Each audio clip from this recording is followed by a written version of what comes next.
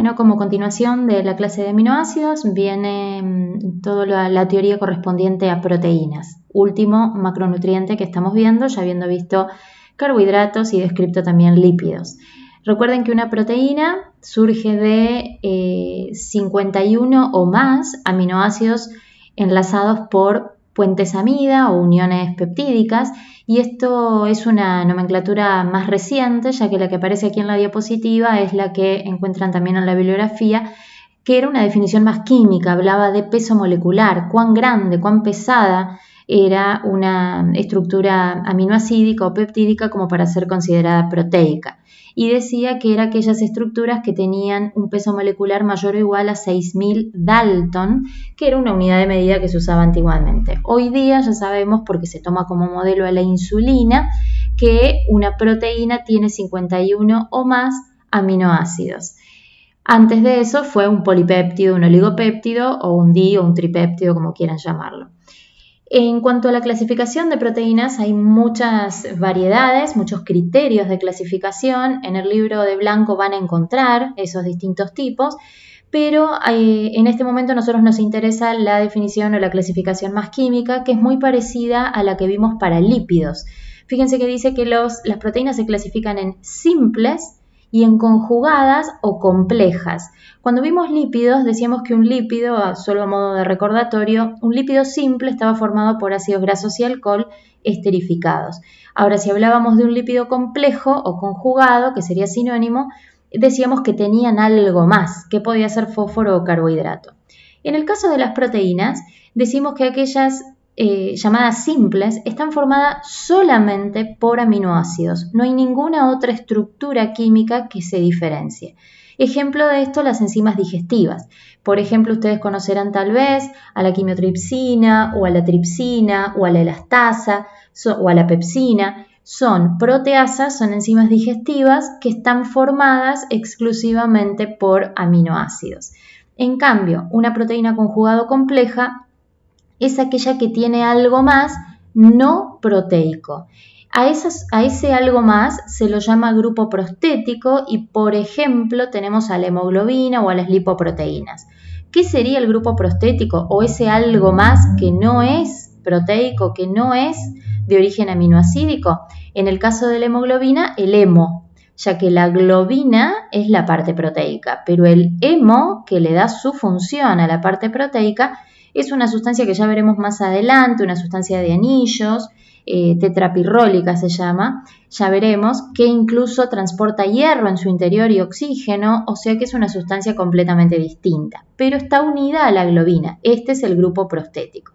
Y en el caso de las lipoproteínas, que ya hemos nombrado como el HDL, el LDL, el kilomicrón, es decir, colectivitos proteicos que transportan lípidos en sangre, dada su insolubilidad en agua, la parte lipídica es el grupo prostético, ya que el resto sí son proteínas. Pero hay otros criterios, ustedes tal vez en nutrición lo vieron, por ejemplo, hablar de clasificación, me refiero, hablar de proteínas fibrosas, proteínas globulares, hay varias clasificaciones. Pueden ahondar en eso en la bibliografía. En cuanto a las funciones de las proteínas, se parecen a las que vimos para aminoácidos. Ustedes recordarán que dijimos que los aminoácidos que integran proteínas tienen función plástica o estructural, es decir, todo lo que es proteína forma parte de estructura tisular, colágeno, elastina, nuestra piel, nuestros cartílagos, nuestros tendones, nuestro pelo, todo parte de una misma estructura de origen, que es el tropocolágeno, y a partir de allí podemos hablar de estructura. Actina y miosina, por ejemplo, son proteínas del músculo que, a pesar de ser estructurales, intervienen también en el movimiento, en la función contráctil muscular. Tenemos también proteínas transportadoras, teníamos aminoácidos transportadores, también tenemos proteínas transportadoras. Una de las más conocidas es la albúmina, proteína plasmática que anda en sangre transportando cosas, además de ser la responsable de mantener la presión oncótica, es decir, el agua dentro de los vasos. La albúmina transporta ácidos grasos pequeños, transporta vitaminas, transporta hormonas, etc. También sabemos que las proteínas cumplen función enzimática. que es la última clase de este cuatrimestre. Las enzimas, que son catalizadores biológicos, es decir, sustancias que se ocupan de acelerar procesos en nuestro organismo, son de origen proteico. Así que cuando lleguemos a enzimas, deberemos recordar todas las características de las proteínas porque aplican también a las enzimas. También hemos comentado que en la membrana plasmática o en la bicapa lipídica nos encontramos con proteínas que actúan como receptores. En general son glico o glucoproteínas que captan señales del exterior a través de hormonas, esas señales llegan, o a través de neurotransmisores, y gracias a que el receptor está paradito en la membrana captando esa señal del exterior, puede, por algún mecanismo que ya veremos más adelante, comunicar al interior celular lo que está ocurriendo afuera. Así que los receptores son glicoproteínas ubicadas en las membranas celulares, a veces hay receptores ubicados dentro, pero eso ya lo veremos más adelante también, que captan señales del exterior celular para comunicar a su interior. Hormonas, la insulina es un ejemplo claro de ello, la insulina es una proteína, no confundir con otras hormonas que ya hemos visto, como la oxitocina o como el glucagón de la clase pasada, que eran péptidos, son más chiquitos. La insulina es una hormona y esto significa que transmite señales vía sanguínea, sistema endocrino. También tenemos que las proteínas tienen función inmunológica, algunas son los famosos anticuerpos o inmunoglobulinas que genera nuestro sistema inmune ante la presencia de un agente extraño en forma de defensa y que muchas veces, según qué tipo de inmunoglobulina estemos hablando, quedan guardados en sangre, pero quiero decir que permanecen durante nuestra vida y eso indica que hemos estado en contacto con ese agente extraño. Por ejemplo, cuando nos dan una vacuna para sarampión o para hepatitis A, nuestro cuerpo genera anticuerpos contra ese virus o esa bacteria o ese microorganismo y a largo plazo nosotros podemos pensar que esa persona está vacunada o cerciorarnos de que está vacunada porque encontramos los anticuerpos o las inmunoglobulinas. Y lo mismo cuando no sabemos si hemos tenido una enfermedad, por ejemplo hepatitis A y no fuimos vacunados, podemos buscar los anticuerpos, ¿sí? Bien. Pasamos a los niveles de estructura o niveles de organización de una proteína. Esto tal vez ustedes lo hayan visto en nutrición, tal vez.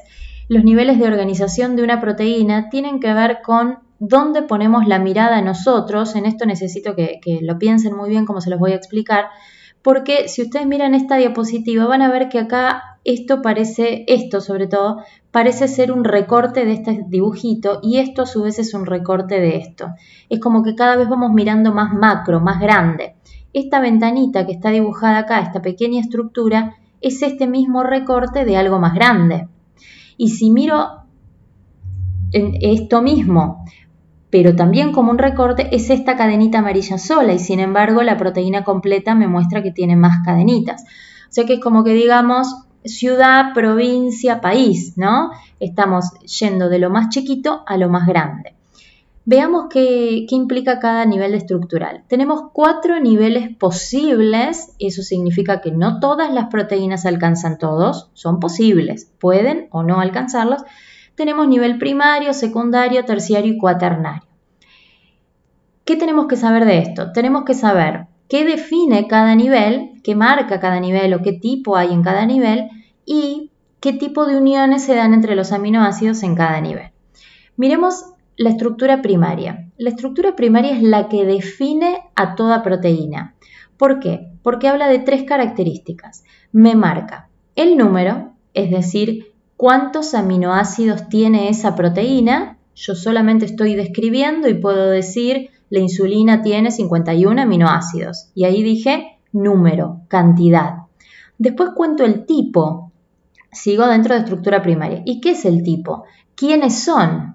Por ejemplo, miren acá, es un ejemplo cualquiera, dice lisina, lisina, glicina, glicina, leucina, valina, alanina, histidina. Me van enumerando quiénes son los integrantes. Yo podría hacer esto con la insulina y decir, el número son 51, el tipo, y empezar a enumerar todos los 51 que le integran, como si tomáramos lista en el aula. Y después la secuencia también cosa que no es un detalle menor porque la secuencia me marca el orden. Y fíjense que acá dice que primero hay una lisina, después hay una lisina y después hay una glicina en tercer lugar. Y no es lo mismo, aunque yo tenga el mismo número y tipo, pero se altere la secuencia. Por ejemplo, que la glicina aparezca en segundo lugar. ¿En qué sentido no es lo mismo? Que si algo se afecta en el número, en vez de 51 tengo 52, o en el tipo, en vez de esta leucina de acá, por error apareció una fenilalanina. O hay un error en la secuencia, son los que deberían estar en número y en tipo, pero están alterados en el orden. Si hay alguna alteración en número, tipo, secuencia, se altera la estructura primaria y eso es lo que desencadena una mutación genética. Porque piensen que esto es como el ADN, esto es la base de toda proteína. Si se altera el número, se altera el tipo o se altera la secuencia, puede o no aparecer una enfermedad genética. Digo o no porque tenemos mutaciones que no se expresan como enfermedades y probablemente nunca nos enteremos que acarreamos esa mutación. Pero hay otras que sí y hoy vamos a ver algunos ejemplos de eso al final. Después tenemos la estructura secundaria. ¿Qué es la estructura secundaria? Fíjense que viene derivada de la primaria, pero es más macro la visión. Yo acá lo que hago es mirar un segmento de toda esa proteína, un pedacito, por ejemplo acá fueron tomados 8 y capaz que eran más de 50, no sé, 80, 100, no importa. Tomo un pedacito y me fijo en el espacio, porque esto es en el papel, me fijo en el espacio qué forma adoptan y con qué me encuentro, que tienen una forma como de resorte. A eso se lo llamó alfa hélice o hélice alfa. Alfa solamente porque fue el primer modelo 3D descripto, pero de nuevo, miro un pedacito y me fijo cómo se ubica en el espacio. La gran mayoría de las proteínas tienen predominio de este tipo de conformación espacial, es decir, en forma de resorte. Cada uno de estos son aminoácidos. Después de haber descrito la hélice alfa, ahora se los muestro en una diapositiva que sigue, ahora vuelvo, esta es la alfa hélice, se vio que podía estar un poquito más extendida y a eso se lo llamó lámina plegada, hoja beta o lámina beta. ¿Cuál es la diferencia entre uno y otro? ¿Vieron como cuando uno agarra un resorte? Esto parece un resorte. El resorte es bien compacto, bien cerradito y vos lo tratás de estirar con las manos. Bueno, al estirarlo se transforma en una lámina beta, es decir que hay proteínas que son ligeramente más estiradas. En cambio otras son más compactas, más cerradito el resorte y a eso se lo llama alfa hélice. Así que eso, ahora volveré sobre ello en breve, pero les presento las dos posibilidades que suelen predominar en las proteínas cuando hablamos de estructura secundaria, es decir, que mi mirada ya no está puesto en el detalle sino que acá estoy, se me fue el puntero, ya no estoy mirando este detalle, sino que lo que estoy mirando es un pedacito, cómo se ubica en el espacio. Después voy a la estructura terciaria, porque la secundaria era esta ventanita que le saqué a un pedacito de la proteína y me fijé cómo se ubicaba en el espacio. Lo mismo podría haber hecho acá, hacer un recorte acá y mirar cómo está en el espacio, otro recorte acá y mirar qué forma adopta y así sucesivamente. Cuando digo estructura terciaria, lo que digo es toda la cadena proteica, toda la insulina, no un pedacito, toda la hemoglobina, toda la que esté mirando, miro una cadena de aminoácidos y digo, toda esa cadena, ¿qué forma adopta en el espacio? Y entonces puedo decir, bueno, tiene un predominio del 80% alfa hélice, entonces porque vi que esto es alfa hélice, que esto es alfa hélice, que esto es alfa hélice.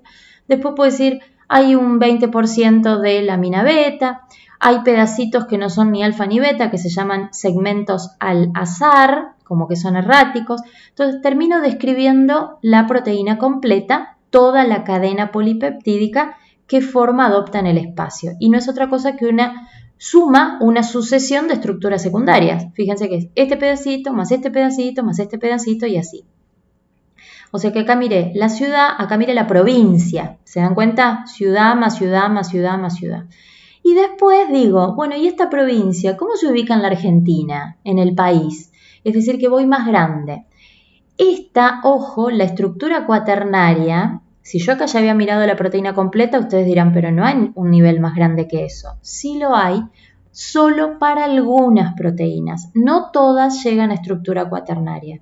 ¿En qué proteínas puedo analizar estructura cuaternaria? Solo en aquellas que tengan más de una cadena proteica o polipeptídica. Este dibujo ejemplifica la hemoglobina, proteína transportadora de oxígeno en sangre, que tiene 4 cadenas. Miren, acá hay una amarilla, acá hay una roja, acá hay otra amarilla y acá hay otra roja. Es decir, que es esto repetido, no es idéntico, pero esta cadena se suma a otras 3. Entonces, si tengo el análisis de cada cadena, estoy mirando cada provincia, es decir, estructura terciaria. Ahora, si sumo las provincias del país, por más que hice un análisis individual de cada provincia, ahora ya tengo la Argentina completa. Esa es la estructura cuaternaria, solo aplicable para aquellas proteínas que tengan más de una cadena. Ejemplo, ¿qué proteínas alcanzan este nivel? La insulina, que tiene 2 cadenas, la hemoglobina, que les acabo de contar, que tiene 4 cadenas, el colágeno, por ejemplo, también tiene 3 cadenas. Esas son proteínas que alcanzan estructura cuaternaria. En cambio, hay otras que no tienen más de una cadena, así que no puedo hacer este análisis. Es como que la provincia es una sola. ¿Qué ejemplo? La mioglobina es un ejemplo de proteína que alcanza solamente el nivel terciario. Es una sola cadena polipeptídica o proteica. La mioglobina, ya la veremos en un rato, es una proteína que se ocupa de almacenar oxígeno a nivel muscular. Lo otro que tenemos que saber sobre estas estructuras es qué tipo de uniones hay entre los aminoácidos para que tenga esta forma.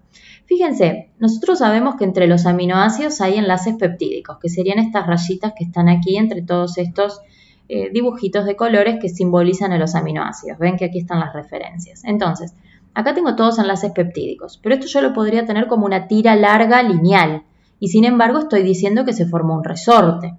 ¿Qué hizo que se forme un resorte? Hubo atracción, miren estas rayitas acá como si fueran líneas con rayitas, hubo atracción entre aminoácidos distantes. Por ejemplo, fíjense, está en la posición 1, 2, 3, 4, 5, 6, y acá se me tapa, pero capaz que hay 7, 8, y capaz que este es el 9 o el 8. Entre el 1 y el 8 hubo una atracción.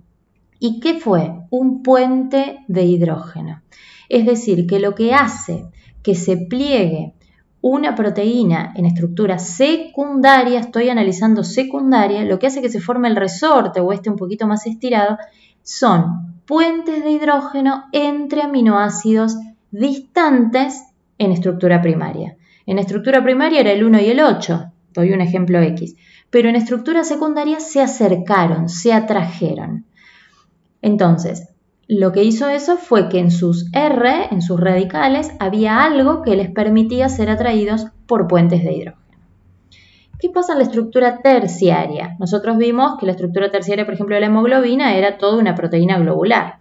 Bueno, en este caso también hay puentes de hidrógeno, pero sumamos más cosas. Hay otros puntos de atracción que hacen que todo esto quede perfectamente plegado. Por ejemplo, hay atracciones hidrofóbicas, es decir, ustedes ya vieron la clase pasada, en la otra parte, en la parte de aminoácidos, vieron que los anillos que los R, los radicales de algunos aminoácidos, eran no polares, es decir, hidrofóbicos. De hecho, los clasificamos a los aminoácidos en solubles e insolubles.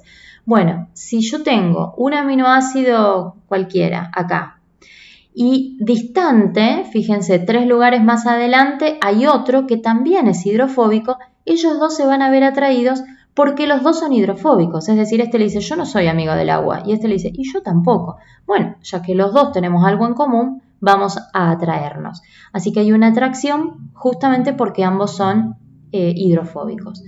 Lo mismo va a ocurrir entre dos que sean hidrofílicos. Por ejemplo, tengo un aminoácido acá que es amigo del agua y tengo otro que es amigo del agua, pero fíjense que están muy distantes uno del otro. Ellos dos dicen, ¿qué tenemos vos y yo en común?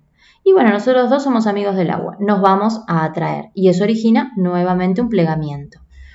Otros aminoácidos tienen azufre en su R, como la metionina, la cisteína. Bueno, los azufrados son aminoácidos justamente bastante raros, son menos los aminoácidos que tienen azufre, apareció un elemento nuevo en la tabla periódica. Esto hace que aminoácidos azufrados también se atraigan. Fíjense, eran distantes en estructura primaria, este con este, y sin embargo se atrajeron porque en su radical apareció azufre. Aquí tienen otro, aquí tienen otro. Eso se llama puentes disulfuro. Es clásico los puentes disulfuro en la insulina, por ejemplo. Ahí tenemos puentes disulfuro. Y también hay puentes de hidrógeno, que ya les dije, estaban en estructura secundaria o en nivel secundario y también vuelven a aparecer en estructura terciaria. Y si paso, no tengo diapositiva de eso, pero si paso a estructura cuaternaria, es decir, uniones entre cadenas, porque dijimos que tengo más de una cadena, se repiten todas estas mismas, hidrofóbica, disulfuro, puente hidrógeno, hidrofílicas, pero la diferencia es que acá, en la terciaria, son uniones o fuerzas entre aminoácidos de la misma cadena. Y en la estructura cuaternaria, cambio acá, son también las mismas fuerzas, los mismos puentes, las mismas uniones, pero entre cadenas. O sea que se dice que son uniones intercatenarias. En cambio acá en la terciaria es intracatenarias, dentro de la misma cadena. La que no está acá y les voy a agregar, por favor pónganla, es atracciones electrostáticas. Esas también pueden estar tanto en terciaria como en cuaternaria y quiere decir atracciones por cargas. Recuerden que los aminoácidos ustedes vieron que había algunos ionizables o cargados que podían ser positivos o negativos. Bueno, por ejemplo, uno negativo puede ser atraído por la histidina, que es positivo. El glutamato, el aspartato puede ser atraído por uno cargado positivamente, ya que los polos opuestos se atraen. Y pasamos a la otra parte de la clase que tiene que ver con proteínas famosas, proteínas que tienen importancia sobre todo biológica o fisiológica. Una muy conocida es la insulina. Ya dijimos, la insulina tiene 51 aminoácidos, fíjense que acá me cuenta que tiene dos cadenas, son las negritas, la cadena A de 21 aminoácidos, la cadena B de 30 aminoácidos, acá hay puentes disulfuros como les conté. Y toda esta partecita blanca no la tengan en cuenta porque eso se llama péptido conector y forma parte de la proinsulina, que es la primera proteína que fabrica el páncreas y que luego este pedacito péptido conector se corta. La insulina activa tiene las dos cadenitas negras unidas como están acá. Ya les conté entonces que la insulina es fabricada por el páncreas y es la hormona famosa de la saciedad. Es decir, su función es avisar que hemos comido. Así hayamos comido una hojita de lechuga o hayamos comido un plato de ravioles, la insulina se libera del páncreas. Claramente la curva de insulina, es decir, cuánto tiempo ejerce su acción, dependerá de cuánto hemos comido. Y si comemos demasiado poquito, sube la curva y baja muy rápido, a diferencia de si hago una ingesta más cómoda, ¿no?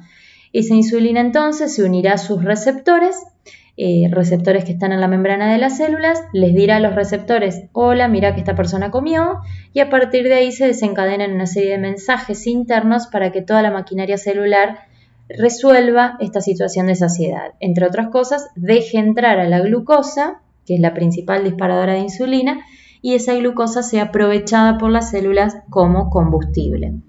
Las personas diabéticas, sobre todo las diabéticas tipo 1, para hacer diferencia con las personas diabéticas tipo 2, situación que ya vamos a explicar más adelante, no fabrican insulina, ya que la diabetes tipo 1 es una enfermedad autoinmune y esto hace que se destruyan las células porque las reconoce el propio cuerpo, el propio sistema inmune como extrañas, destruye las células alfa y entonces la insulina no se libera. Eso hace que si no se libera insulina, entonces los tejidos nunca se enteran que hemos comido y si no se enteran que hemos comido, entonces queda la glucosa dando vuelta en sangre porque nunca está el mensajero que permite que ingrese a las células. Luego tenemos al colágeno, proteína que ya nombré, conocida por su función estructural. El colágeno es una proteína muy importante en los vertebrados, es la proteína de hecho más abundante, ya que desde el colágeno es la proteína precursora de cartílagos, tendones, músculo, piel, pelo, huesos. Así que fíjense que tiene una gran función de sostén, función estructural, es muy resistente.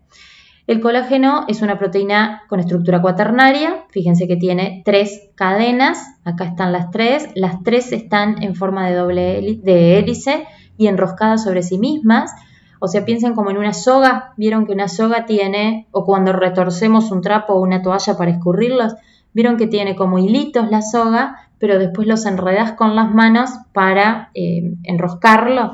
Bueno, así está el colágeno y eso le da gran resistencia a la torsión y a la tensión. Cada una de ellas es una hélice, pero a su vez las 3, como está esta flechita aquí, se enroscan sobre sí mismas. En cuanto a los aminoácidos que forman parte del colágeno, ustedes van a ver que no tiene aminoácidos esenciales, ninguno de estos es esencial. La lisina era esencial, pero en realidad este es un derivado, es hidroxilisina, o sea que es una lisina modificada.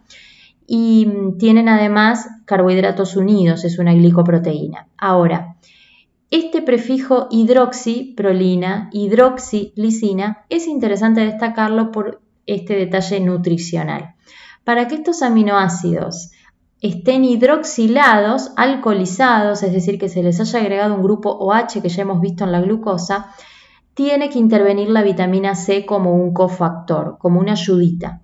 La vitamina C es la que se ocupa de que estos aminoácidos puedan ser hidroxilados. Entonces, si yo no ingiero suficiente vitamina C, más allá de otras funciones que también tiene la vitamina C, no logro hidroxilar estos aminoácidos. Y si no los logro hidroxilar, tengo una inadecuada estructura de colágeno. Y esto lleva a una enfermedad que se conoce como escorbuto.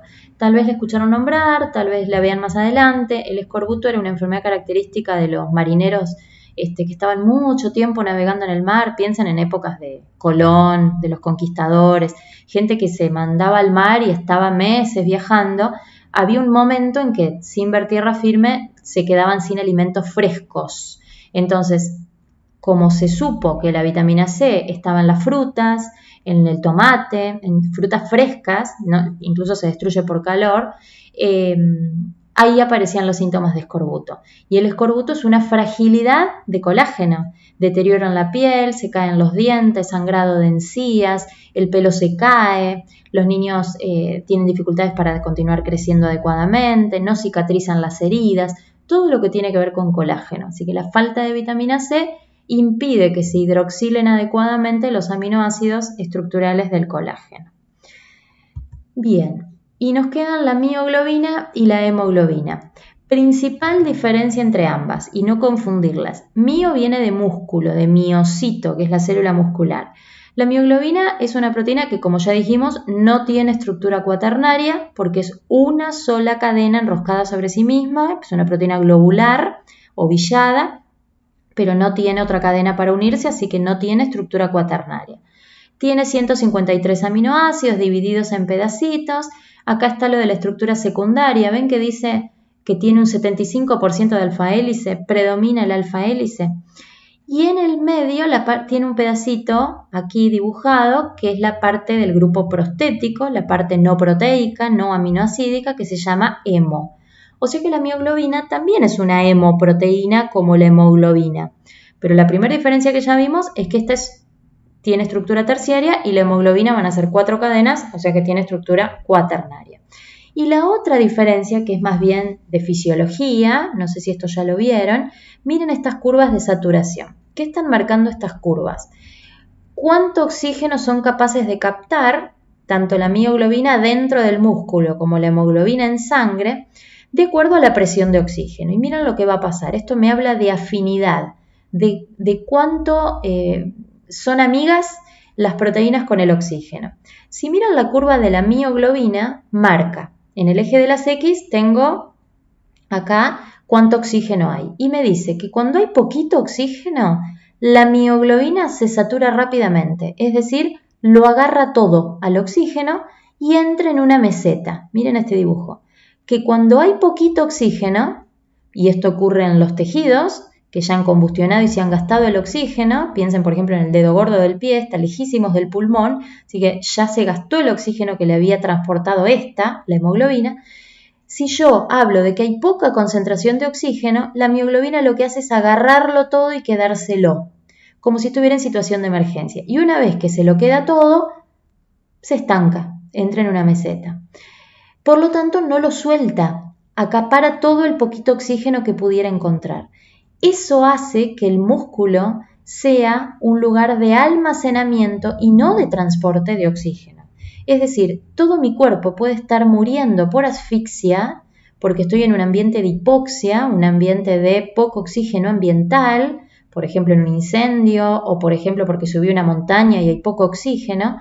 Y aunque el cerebro se está quedando sin oxígeno, los tejidos prioritarios se están quedando sin oxígeno, el músculo tiene su propia reserva porque él lo agarra y no lo suelta. Tiene una alta afinidad por el oxígeno. Y cuando digo alta afinidad significa que es muy amiga del oxígeno y se lo queda todo. Por eso es una proteína de almacenamiento de oxígeno. Fíjense que yo puedo seguir escalando una montaña y moviendo mis músculos aún en una situación de hipoxia como es subir una montaña. Hay menos oxígeno allí en el aire, en la altura, por arriba del nivel del mar, y sin embargo el músculo se puede seguir contrayendo. O sea que fíjense que esto sería como un grupo electrógeno que tiene ante la emergencia. Tiene su propia reserva de oxígeno porque es muy afín. Ahora, si comparo con la proteína que viene en la próxima diapositiva, que es la hemoglobina, y que esta sí es de transporte, esta anda en sangre, ¿qué me está mostrando su curva? Que es distinta. Que cuando hay poquito oxígeno, no lo agarra. ¿Ven que como que va subiendo muy despacio? Tiende a soltarlo, la verdad que donde hay poquito no lo agarra. Y tiene que haber mucho oxígeno, ven que acá está subiendo la presión, y donde hay mucho se estanca y se meseta, es decir, lo agarró. Piensen dónde hay mucho oxígeno, a nivel alveolar, a nivel pulmonar. Bueno, ahí la hemoglobina junta el oxígeno. Y donde hay poquito, es decir, en los tejidos que ya han combustionado, lo suelta. Esa es la función de la hemoglobina. Juntar oxígeno a nivel pulmonar donde hay mucho, ahí sí lo agarra, ahí sí se satura, ahí sí entra en meseta y se convence, pero donde hay poco lo suelta, no tiene afinidad. Entonces, esa es la ventaja de que la hemoglobina sea transportadora. En los tejidos lo entrega, a nivel pulmonar lo agarra. ¿Qué decimos de su afinidad? Que es poco afín por el oxígeno, es decir, que solamente lo va a agarrar cuando hay mucho. Cuando hay poquito, no tiene mucha afinidad, no se entusiasma demasiado, lo suelta. Y tenemos algunas, aquí está la estructura de la hemoglobina y algunas hemoglobinas patológicas. Fíjense cómo es la estructura de la hemoglobina. Tiene 4 cadenas, por eso sí tiene estructura cuaternaria, a diferencia de la mioglobina. Y esas 4 cadenas son 2 iguales, 2 alfa y 2 beta. Pero ven que son grandes, o sea que en total tenemos más de 600 aminoácidos, es una proteína enorme. Y por cada cadenita proteica tiene un hemo, por eso es que tiene 4 hemos. Y cada hemo tiene un átomo de hierro capaz de transportar una molécula de oxígeno. O sea que es mucho mejor en cuanto a su capacidad de oxigenación y además recuerden que es poco afín, así que va a tender a soltarlo en los lugares donde se lo necesite. Hemoglobinas patológicas. Tenemos algunas opciones, genéticas y otras adquiridas. La primera que les presento se llama hemoglobina M, ya es una enfermedad esto, o también llamada metahemoglobinemia. Recuerden que hemia es sangre, o sea que esto me está diciendo que tengo mucha metahemoglobina en sangre. ¿Y quién es metahemoglobina o hemoglobina M? Una hemoglobina defectuosa. Es una hemoglobina que tiene el hierro en estado férrico, 3+, estado de oxidación, y no ferroso, que es como está acá, que es lo normal. Para nosotros poder transportar oxígeno necesitamos que el hierro tenga este estado de oxidación. Tal vez lo vieron en el colegio, esto de ferroso y férrico. La terminación oso hace referencia a que ese mineral utiliza su menor estado de oxidación, en este caso es 2. Y solo en estado ferroso podemos transportar oxígeno. Si por alguna razón ese hierro cambia a estado férrico, la hemoglobina ya no se llama hemoglobina, se llama metahemoglobina y no transporta oxígeno. ¿Qué puede hacer que cambie de ferroso a férrico?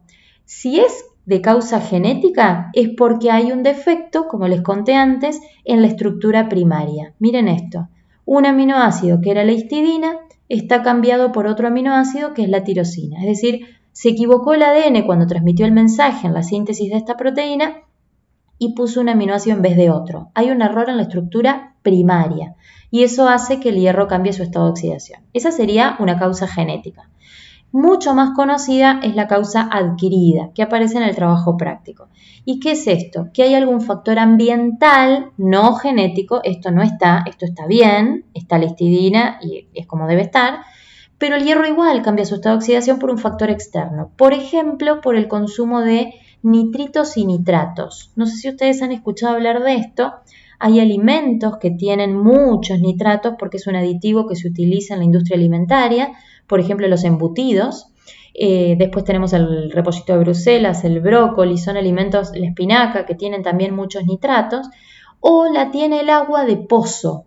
Si ustedes viven en alguna casa donde el agua se extrae de las napas subterráneas y no viene del río, es posible que tengan muchos nitratos. En Argentina hay muchas zonas de agua con exceso de nitratos, no la que viene del río, como en Capital Federal o en Ciudad Autónoma, sino en algunos lugares de provincia de Buenos Aires y ni hablar en otras provincias del país. Bueno, por cualquiera de esas causas que les estoy contando, el hierro puede cambiar su estado de oxidación. Es por ese motivo que a los bebés no se les da embutidos. Menores de 1 año no comen embutidos, no por el exceso de sal y grasa e incluso algunas posibilidades de alergia, sino por el exceso de nitratos. Y tampoco se les da espinaca tempranamente o brócoli por la misma razón. Después ya la situación cambia. Y el tema del agua también es importante, afecta especialmente esta metahemoglobinemia a embarazadas y a lactantes pequeños. Ellos no pueden consumir este agua rica en nitratos. La enfermedad se conoce así como metahemoglobinemia o tal vez la escuchen como cianosis del lactante. Cianosis quiere decir color azulino de la piel. Piensen que es un bebé que está teniendo el hierro transformándose en férrico y no puede transportar oxígeno. O sea que es como si se estuviera asfixiando por dentro. Por eso el colorcito de la piel. Es una enfermedad grave. Después otra muy conocida son las talasemias, también llamadas anemias del Mediterráneo. Estas son comunes en los descendientes de Italia, griegos, algunos españoles. Tal vez ustedes tengan algún familiar que tenga talasemia. La talasemia se llama así justamente anemia del Mediterráneo porque la mayoría de los casos vienen de esa zona. Es solamente genética, no es como este caso que era genética o adquirida. Esta es solamente genética. ¿Y qué le pasa a alguien que tiene talasemia? No tiene la proporción adecuada de cadenas alfa y beta. ¿Vieron que eran 2 y 2? Acá lo estoy marcando. Puede ser que tenga las 4 alfa, puede ser que tenga las 4 beta. Y según eso se dice, tiene alfa talasemia, tiene beta talasemia. Al tener las 4 cadenas iguales, acá no pasa nada con el hierro sigue siendo ferroso, pero la forma de la hemoglobina cambia porque las cadenas cambian y eso hace que cambie también la forma del glóbulo rojo. Entonces alguien con talasemia tiene ciertas características que se ven incluso en un hemograma en un hemograma de rutina, se puede ya estimar, y después se confirma el diagnóstico con otros estudios, que puede tener talasemia. Por ejemplo, ¿qué vería? Que tiene muchísimos glóbulos rojos. ¿Vieron que el promedio es de 4,5 millones más o menos? Bueno, yo me encuentro con alguien que tiene 5 millones y pico, 6 millones de glóbulos rojos. Otra característica muy común en las personas con talasemia es que describe el hemograma que los glóbulos rojos son deformes. No usa esa palabra, es para que ustedes me entiendan, sino que pone forma de qué. Y va hablando de que hay glóbulos rojos con forma estrellada, glóbulos rojos con forma de media luna, son glóbulos rojos defectuosos. Entonces, tengo muchos, pero deformes. Y hay un ineficaz transporte de oxígeno. ¿Qué hacen las personas con talasemia? La verdad que tienen síntomas muy parecidos a los de cualquier anemia, es decir, sienten la falta de oxígeno, sobre todo cuando realizan actividad física, ese tipo de cosas, y consumen ácido fólico como suplemento de por vida. El ácido fólico mejora la forma de los glóbulos rojos, pero no es una enfermedad que se pueda curar. Esa es la talasemia llamada talasemia menor, que la verdad que no reviste grandes dificultades en la calidad de vida. Pero ojo, hay un porcentaje de los pacientes talasémicos que tienen talasemia mayor y esa es una variedad de la enfermedad que es más grave, porque en esa los glóbulos rojos no solo se deforman, sino que se rompen. Y entonces tengo una anemia llamada hemolítica. Si los glóbulos rojos se rompen, estallan porque están tan deformados que al pasar por los capilares sanguíneos se rompen, tengo hemorragias masivas. Estos pacientes requieren transfusiones todo el tiempo, es una enfermedad mucho más compleja. ¿Cuál es el tema? Que hay muchísimos argentinos con talasemia, porque piensen que en Argentina tenemos montones de descendientes de italianos. Mi hijo es talasémico menor. Cuando yo iba a quedar embarazada, como el papá tiene talasemia menor, yo me estudié. ¿Por qué? Y a mí me dio negativo. Porque si yo hubiera sido también talasémica menor, mi hijo tenía una probabilidad en 4 de ser talasémico mayor, es decir, de heredar el gen de ambos padres y tener talasemia mayor. Y si tenía talasemia mayor, es una enfermedad muy complicada. A mí me dio negativo, yo no soy talasémica menor. Entonces teníamos una posibilidad en 4 de tener un hijo con talasemia menor. Ninguna posibilidad de tener un hijo con talasemia mayor, porque yo no soy portadora del gen. Pues que del 25% de probabilidades que teníamos, mi hijo nació con talasemia menor. ¿Cuál es el consejo? Que tome ácido fólico de por vida. Hay un estudio genético que ya le hicimos para saber si tiene alfa o beta talasemia. Él tiene beta talasemia y nada más.